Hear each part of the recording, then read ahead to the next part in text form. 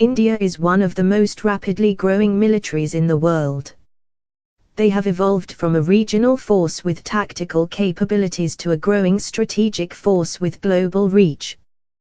They are heavily dependent on foreign suppliers for equipment as their local industry hasn't quite delivered as promised. But the ones in service are top-quality indigenous systems. Number 10. Pinaka Launch Vehicles. The Pinaka was India's long-range replacement for the vintage BM-21 Grad MLRS, multiple launch rocket system. It entered service in 1998 as a 40 km range system and consists of 12 rockets mounted on an 8-8 truck with NBC protection. An improved variant with 65 km range rockets is currently in service. These are highly networked rocket launchers and operate in conjunction with weapon locating radars, battlefield surveillance radars, unmanned aerial vehicles and long-range IR and optical sighting systems which enhance their accuracy and effectiveness in combat. DRDO has teamed with Israel Military Industries, IMI, to install a GPS guidance system on the rockets to use them for precision attacks. They have also been combat-proven in the cold and high-altitude regions during the Kargil conflict in 1999. Number 9. PAD Forward/AAD Ballistic Missile Defense, BMD, System. The Indian BMD program raised eyebrows when it was first announced and has come a long way since. It has been successfully tested against a short-range ballistic missile and is reportedly deployable at short notice to protect major cities. Two interceptor missiles, the PAD, Privy Air Defense, and the AAD, Advanced Air Defense, along with the Green Pine radar form the core of this system. The PAD is an exo-atmospheric interceptor with a ceiling of over 80 km and a range of over 2,000 km. It is used to intercept ballistic missiles which are traveling outside the Earth's atmosphere. The AAD is an endo-atmospheric interceptor with a range of 250+ km and a ceiling of 30 km. It's used to intercept short-range ballistic missiles. Both these missiles initially guided by an inertial navigation system, INS, and have an active radar seeker for homing in on the target. Number 8. Namika, NAG Missile Carrier. This is a relatively unknown weapon that is developed by India. The core of this system is the third-generation NAG anti-tank missile mounted on a modified BMP-2 chassis. It contains 8 NAG missiles in armored box launchers plus a further 8 for reload with a complete optical and IR sensor suite to detect enemy tanks. These missiles are fire and forget and have a top attack capability which allows them to target the vulnerable top part of the tanks. The NAG has a tandem high explosive anti-tank, heat, warhead which enables it to penetrate any armor in the region. It has successfully detected targets at 5 km and engaged them in day and night conditions and has demonstrated its ability to destroy enemy tanks. The most unique ability of this system is its amphibious capability, which allows it to cross any water body in the battlefield. Number 7. P-8I. Neptune. India has a 7,500 km long coastline and hundreds of islands which need protection. The water bodies surrounding India are expansive and perfect for hostile submarines to lurk in. That's where the P-8I comes in. It was chosen for its excellent endurance and sensor suite which is unequaled by any other ASW aircraft. It has a mission endurance of 4 hours at a distance of 2,000 km from base. This means that it can fly 2,000 km from base, hunt submarines for 4 hours and then fly back 2,000 km to base on just its internal fuel. The fact that it is essentially a modified commercial airliner makes its maintenance very easy. The P-8I has a long-range search radar in its nose and the Indian variant is unique in having a magnetic anomaly detection, MAD, boom at the aft to hunt submarines. Also, the Indian variant replaces several electronics systems with Indian versions. Number 6. T-90S Peace Hummer. Being an operator of over 5,000 T-55/72 tanks, it was natural that the Indian Army chose the T-90S as their replacement. They were first procured hurriedly from Russia in response to its neighbor's attempt to purchase the T-80 and Abrams tanks. It weighs just 48 tons and has a crew of 3, which is made possible by the use of an autoloader for the 125mm smoothbore gun.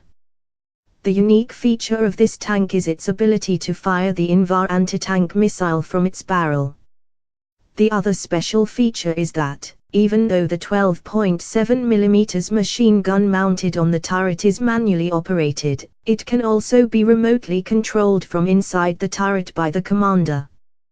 The Indian variants have indigenous Kangshan ceramic armor, which is topped by a layer of explosive reactive armor, ERA. It is powered by a diesel engine, which makes maintenance easier and reduces fuel consumption compared to the gas turbines of the T-80. Number 5. INS Vikramaditya and Kolkata class destroyers. The 5th place is tied between India's advanced Kolkata class destroyers and its aircraft carrier INS Vikramaditya. Both are extremely powerful assets which will operate together in order to project power and carry out missions. INS Vikramaditya Kolkata class destroyer. India's latest aircraft carrier, the INS Vikramaditya is the largest ship ever operated by them. This 45,000-ton refurbished carrier is currently the most powerful asset in the Indian Ocean. It has the capacity to deploy 24 MiG-29K fighters along with 6 ASW/AEW helicopters. This formidable combination gives the Indian Navy a very useful power projection tool. The carrier has a Russian electronic and sensor suite which is said to be powerful enough to prevent it from being tracked by powerful airborne radar systems. Though currently unarmed, the carrier will receive the Barak 8 SAM for self-defense during its first refit. The carrier uses a ski jump to launch fighters and arrestor wires to recover them, classifying it as a Stobar carrier. The Kolkata class is the first modern Indian destroyer. Indigenously designed and built, this class of 3 ships will add considerably to the capability of the Indian Navy. It is also the first Indian warship to use an active electronically scanned array, AESA, radar, the MF Star, which has 4 static panels instead of a single rotating panel. This multifunction radar also allows for the replacement of a dozen other smaller search, track and fire control radars with a single system. Number 4. Falcon AWACS. India was late in entering the Airborne Early Warning and Control System, AWACS, scene, but they did so with a bang, by procuring what is described by the FARS as the most advanced AWACS in the world. It consists of an Israeli ELTA-L/W2090 radar mounted on a Russian Il-76 aircraft. This radar is a 360 degrees active electronically scanning array, AESA, which is mounted inside a dome on top of the Il-76. The specialty of the radar is that it is stationary, as its beams are electronically steered as well, which eliminates the need for the radar to be steered mechanically. This allows it to track targets 10 times faster when compared to well-known systems like the E3 Sentry. It has an integrated IFF system, electronic countermeasures, ECM, and ECCM suites for self-protection, electronic intelligence, ELINT, for collecting data about enemy radars and monitoring communications and SATCOM systems. Number 3. INS Chakra. After acquiring the Akula II class SSN Nirpa from Russia on a lease for 10 years, the Indian Navy gained the ability to provide a long-range underwater escort for their carriers and destroyers.